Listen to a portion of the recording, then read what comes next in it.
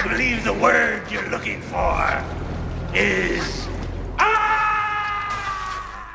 After the blockbuster success of Batman, 1989, director Tim Burton was given full creative control for the sequel, and he used it to make something far darker, stranger, and more gothic than Warner Brothers ever expected. Batman Returns turned Gotham City into a surreal snow globe of corruption and chaos, blending comic book fantasy with twisted fairy tale tragedy.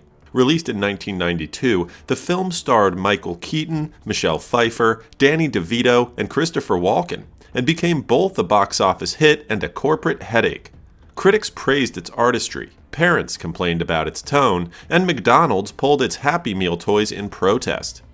This curated list compiles 25 strange, surprising, and lesser-known facts about Batman Returns, from the icy penguins on set to the scrapped Catwoman spin-off that almost happened.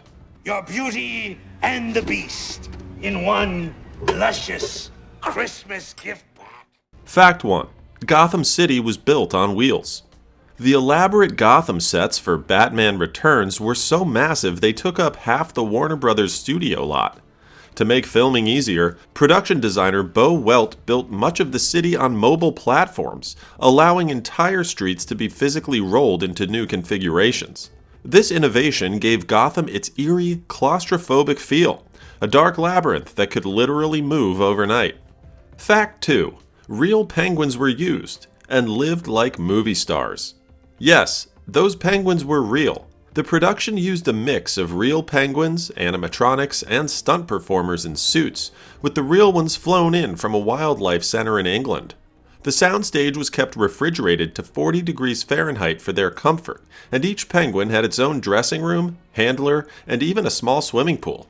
Crew members said the birds were so well treated they didn't want to leave when filming ended. Fact 3. The penguin's look was inspired by crows, not penguins. According to effects legend Stan Winston, the design for Danny DeVito's grotesque penguin came from crows, not actual penguins.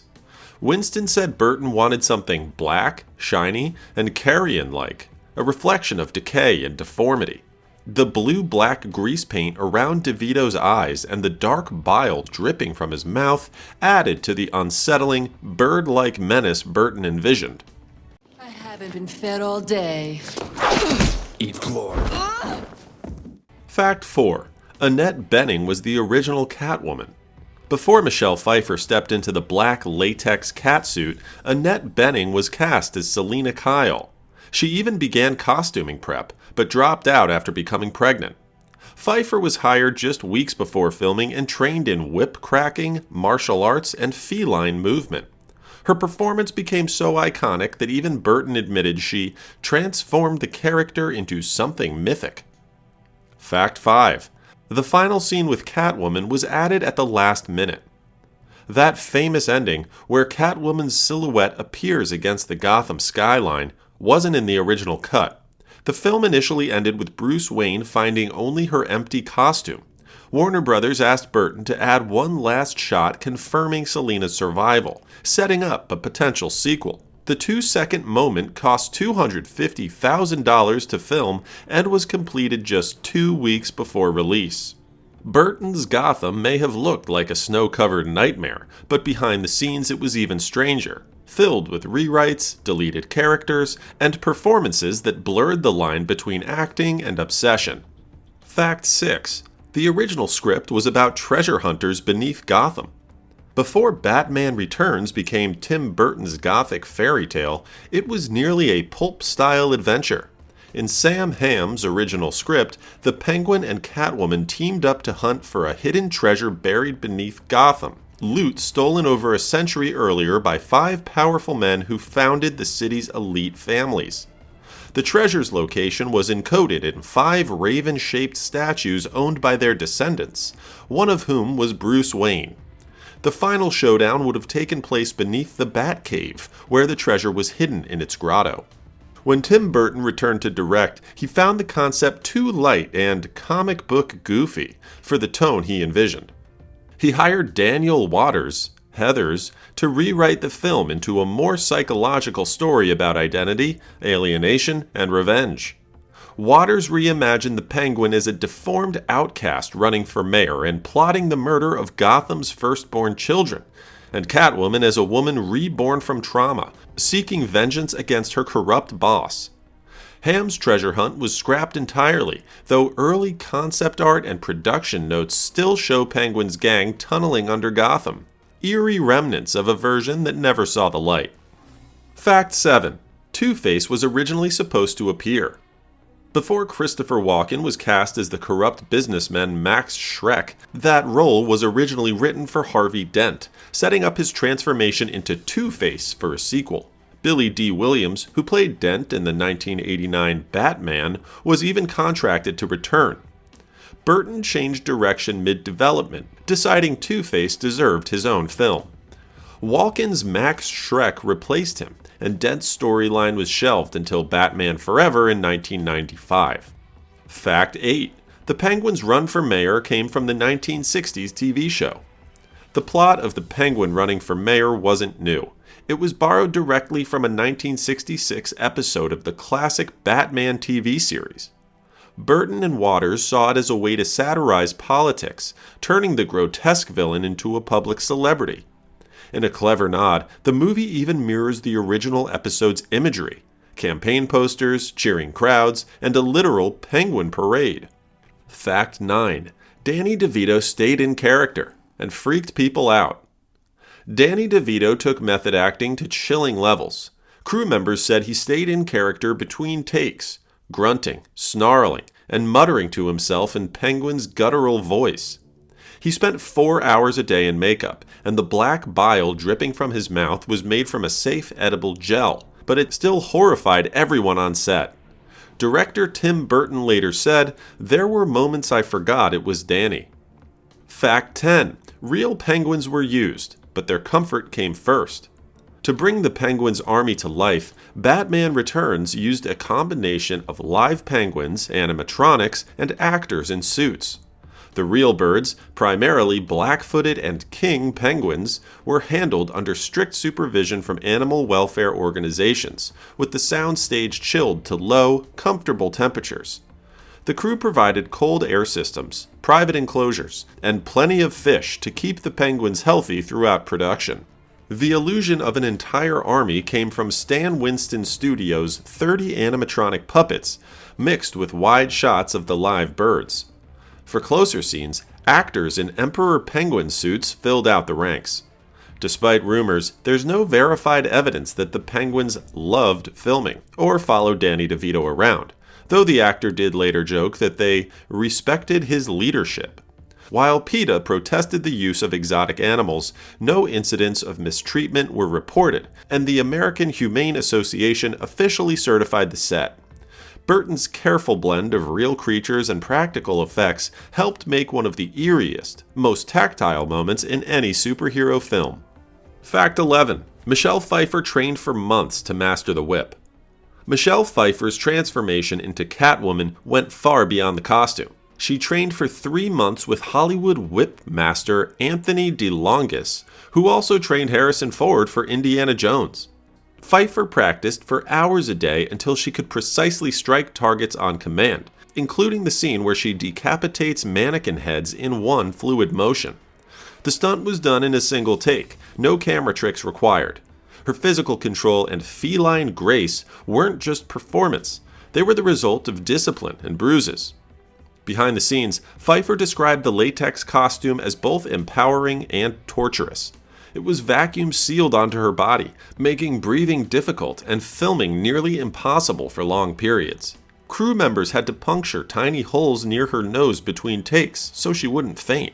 The suit was so tight that each one could only be worn once, requiring multiple replicas throughout the production.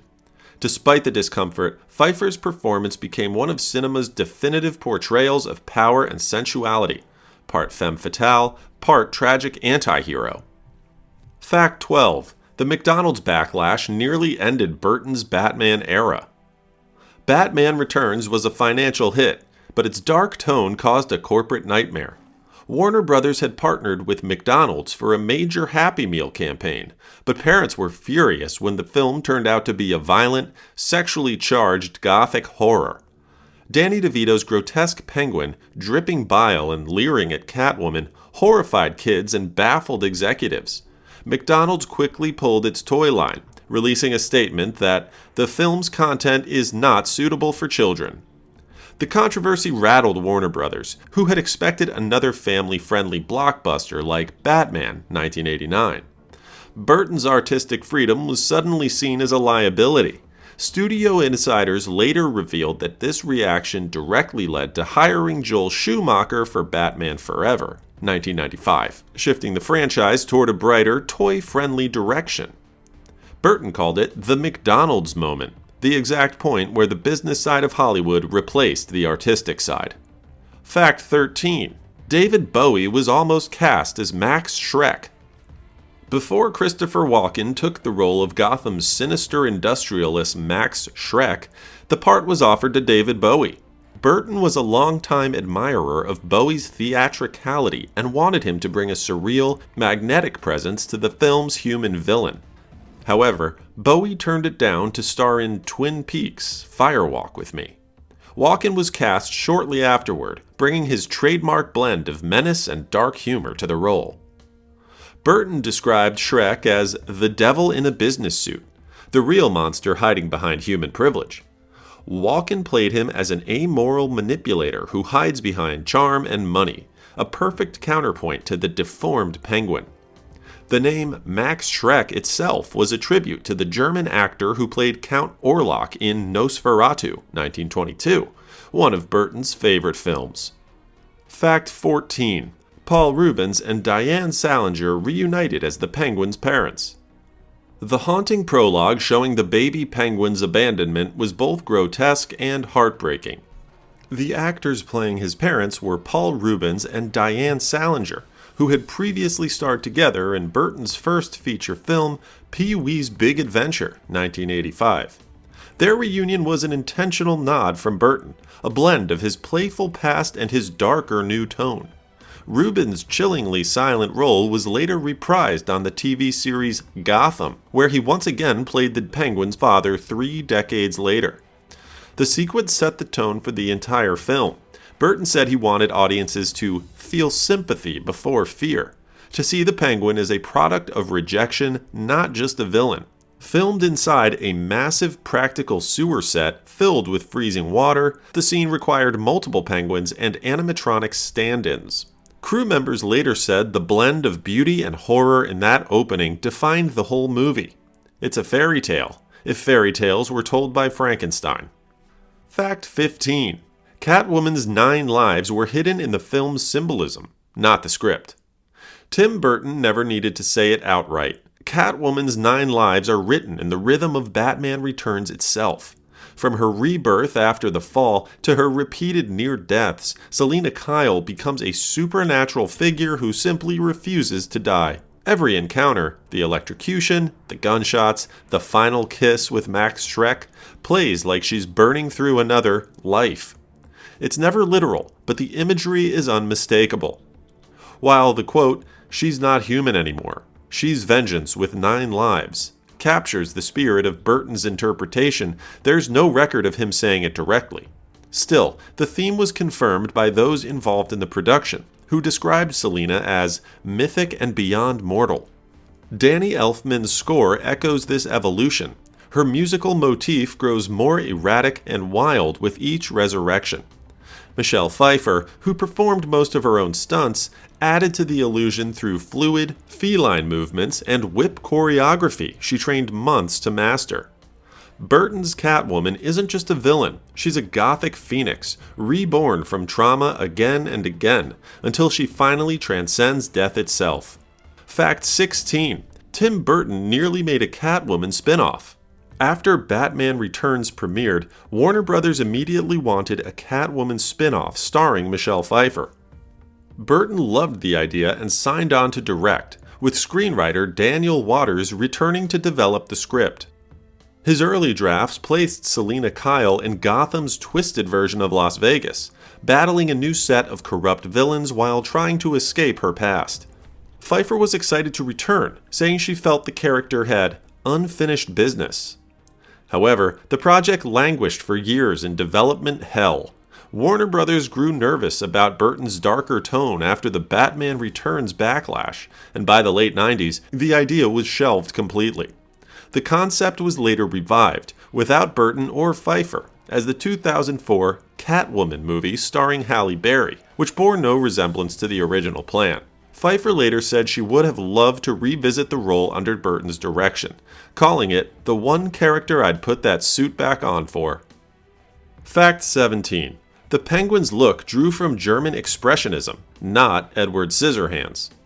While Tim Burton's Batman Returns shares the same dark heart as Edward Scissorhands, the Penguin's wardrobe wasn't modeled after Edward at all. Instead, costume designers Bob Ringwood and Mary E. Vogt drew inspiration from German Expressionist cinema, particularly The Cabinet of Dr. Caligari, 1920. The result was a grotesque yet aristocratic aesthetic, a fur-lined Victorian coat, tall top hat, and blackened eyes that gave Danny DeVito's Penguin both horror and pathos. Ringwood described the look as Dickensian, regal, but completely repulsive, blending the tragedy of the Victorian poor with the arrogance of a fallen nobleman. That said, the emotional connection to Edward Scissorhands is undeniable. Both films explore Burton's favorite theme, the misunderstood outcast shaped by cruelty, longing for a world that cannot love him back. Edward was rejected by suburbia, the Penguin by society itself. Burton saw them as reflections of the same soul, one gentle, one monstrous, both defined by alienation. So while the stitching and silhouette came from Expressionism and Dickens, the spirit, the yearning for love from the shadows, came straight from Burton's heart. Fact 18. Half of the Warner Brothers lot became Gotham City. For Batman Returns, Tim Burton didn't just build sets. He built an entire city. More than half of the Warner Brothers lot was transformed into Gotham, spread across 8 sound stages, including the enormous Stage 16. Production designer Bo Welch designed the streets as 360-degree environments, allowing the camera to move freely through snow, smoke, and shadow without breaking the illusion. The crew even constructed a full sewer system for the Penguin's lair, filled with 500,000 gallons of water and kept at 35 degrees Fahrenheit to accommodate the real penguins. The sheer scale earned the nickname Burtonville, a frozen Gothic world that felt disturbingly real, and one that no digital Gotham since has ever matched. Fact 19. Danny Elfman's score was never replaced, but he almost didn't return. The rumor that Batman Returns' score was nearly replaced isn't true. The real conflict happened on the first Batman, 1989, when Warner Brothers brought in Prince to create a companion pop soundtrack. Composer Danny Elfman hated the idea, calling it a marketing distraction, and threatened to quit until Tim Burton backed him. By Batman Returns, Burton had full creative control, and Elfman's haunting, all-orchestra score was never in danger. The tension this time came from the tight schedule, not studio interference. Though the two clashed briefly under pressure, they reconciled, producing one of the most atmospheric superhero scores ever made. The only pop touch? Face to Face by Susie and the Banshees, co-written by Elfman himself. Fact 20. The film's cold atmosphere was literal. To maintain the illusion of perpetual winter, the sound stages for Batman Returns were kept near freezing for weeks on end. Artificial snow was sprayed daily, fog machines ran non-stop, and the icy lightning created a visible chill in the actor's breath. Crew members bundled up in parkas, while DeVito's heavy costume and prosthetics actually helped him stay warm. The cold environment gave the movie its distinctive, frost-bitten texture, a Gotham frozen in despair. Burton described it as Christmas through a cracked lens, where beauty and horror coexist. The wintry visuals symbolized emotional distance, Batman's isolation, Catwoman's detachment, and the Penguin's cold-hearted vengeance. It wasn't just atmosphere, it was psychology made visible. Fact 21. A nod to the 1960s TV show hides in plain sight. Amid all the Gothic darkness, Batman Returns quietly honors its campy roots. The idea of the Penguin running for mayor came straight from the 1960s Batman TV series, specifically the 2-part episode Hisoner the Penguin. Burton and screenwriter Daniel Waters reimagined the concept through a twisted political satire lens, turning the once comical villain into a grotesque populist. Even the cheerful campaign signs and marching penguins were meant to mock the show's cartoonish style, a playful wink from Burton to the franchise's colorful past.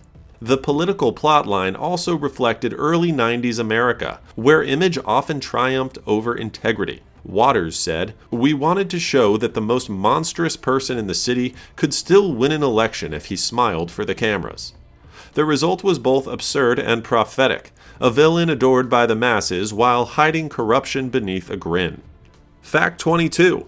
Robin was supposed to appear, and was almost cast. Batman Returns originally included Robin in the story. In early drafts, he was written as a teenage mechanic who helps repair the Batmobile after it's sabotaged. Several actors auditioned, including a young Marlon Wayans, who was even fitted for a costume before the role was cut. Burton ultimately decided Robin's introduction distracted from the emotional triangle between Batman, Catwoman, and the Penguin. Despite never appearing on screen, Wayans still got paid for his contract and retained a 2-picture deal. He was even briefly considered again for Batman Forever, but by the time Joel Schumacher took over, the role went to Chris O'Donnell. To this day, Wayans still receives residuals from merchandise tied to his unmade version of Robin, one of Hollywood's strangest footnotes. Fact 23. Catwoman's final shot was a last-minute addition. The haunting final image of Catwoman's silhouette rising into the moonlight wasn't in the original script. The movie was supposed to end with Batman looking up at the bat signal, unsure if Selina Kyle survived. After test screenings, Warner Brothers requested a more definitive tease for her return. Burton agreed, filming the rooftop insert just 2 weeks before release using a stand-in since Michelle Pfeiffer was unavailable. The 2-second shot cost $250,000, a massive sum for a single visual, but it became iconic. The brief glimpse transformed Catwoman from a tragic casualty into a mythic survivor, ensuring she'd live on in the audience's imagination. It also symbolized Burton's recurring theme of rebirth, the idea that no one, not even the damned, truly dies in his world. Fact 24. McDonald's backlash changed Hollywood forever. When Batman Returns hit theaters, McDonald's launched a Happy Meal tie-in. Then parents saw the movie. Between the Penguin's black bile and Catwoman's violent rebirth, outraged families accused Warner Brothers of pushing a kid's product for an adult film. McDonald's quickly pulled its toys, and the backlash forced the studio to lighten the franchise. The result? Tim Burton was out, and Joel Schumacher's colorful reboot was in. A single fast food controversy didn't just end Burton's Gotham, it changed how studios market every blockbuster today.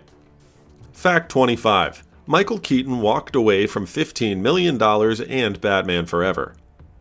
Michael Keaton didn't quit Batman Returns. He quit Batman Forever.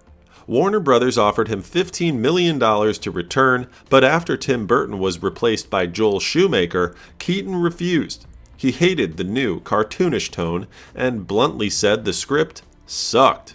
Keaton later explained he left to protect what he and Burton had built, a darker, haunted version of Batman that he believed should stay that way. Bonus fact: Danny DeVito kept his penguin costume and still wears it for fun. After production wrapped, Danny DeVito was gifted one of his full penguin costumes, prosthetics, umbrella, and all.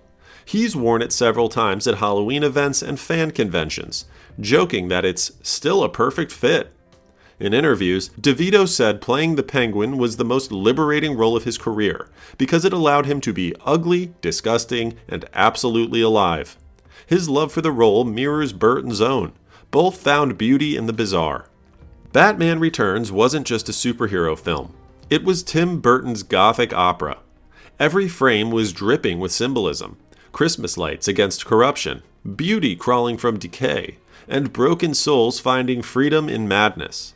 Critics were divided, but time has been kind. Today, it's celebrated as one of the boldest studio films ever made. Burton took Hollywood's biggest franchise and turned it into art, a dark fairy tale about freaks, loneliness, and the price of being different. This is Strange Flick Facts, where we uncover the bizarre truths behind your favorite films. Don't forget to like, subscribe, and join us again for more strange stories from the world's most unforgettable classics.